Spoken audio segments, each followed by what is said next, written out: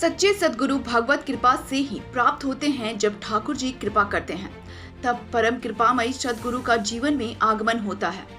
देवी चित्रलेखा जी ने कही। श्रीमद् भागवत कथा के आज तीसरे दिन काफी संख्या में लोग जुटे, सभी भक्ति भाव में विभोर दिखे।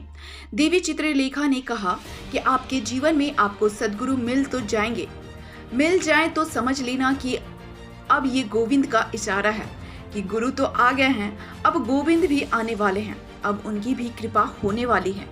ये शब्द कोई सस्ता नहीं है, ये कोई खड़बड़ हुआ शब्द नहीं है। सदगुरु दिन्ही ऐसी नजरिया हर कोई लागे मित्र, ये दृष्टि सिर्फ सदगुरु से ही प्राप्त हो सकती है। इसलिए जब जीवन में सदगुरु धारण हो जाए तो समझ लेना अब प्रभु बहुत प्रसन्न है, हम पर भी कृपा बरसने वाली है।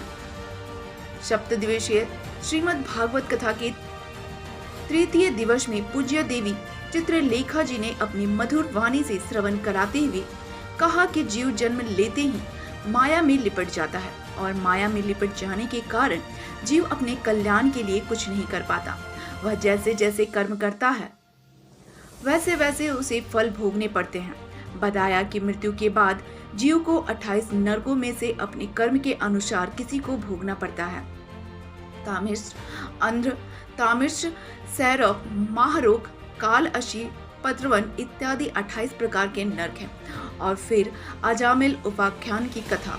अजामिल जिसने जीवन भर पाप कर्म किए, हर प्रकार से वह दुष्कर्मी था, मगर घर आए संतों की एक बात मानकर अपने पुत्र का नाम उसने नारायण रख दिया और जीवन के अंत समय में अपने पुत्र के प्रति मोह के कारण नारायण नारायण पुकारने के कारण ही उसे जो यमदूत ले जाने आए थे वो उसे यमलोक न ले जा सके और वह गौलोकवासी हुआ। तात्पर्य यह है कि जीव को भगवान नाम के प्रति सच्ची आस्था रखनी चाहिए, फिर वह चाहे नाम आलस में ले या भाव में ले।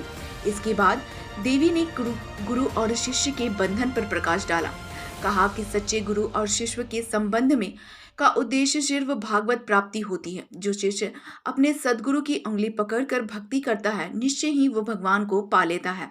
और कथा विश्राम से पूर्व भगवान के सबसे कम उम्र के भी भक्त श्री प्रहलाद महाराज की कथा सुनाई।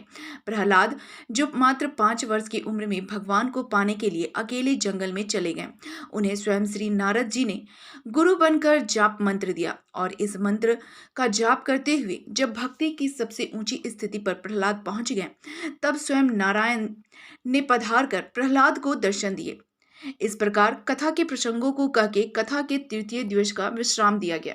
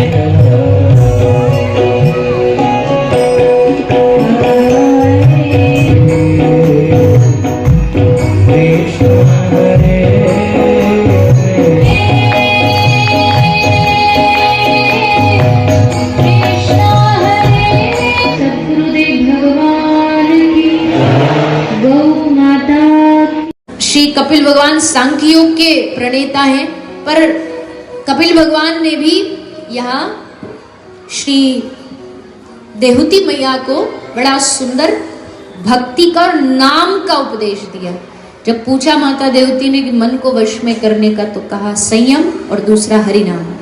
भगवान नाम से मन को वश में किया जा सकता है। साधु का क्या लक्षण होता है ये बताया, साधु कैसा होना चाहिए।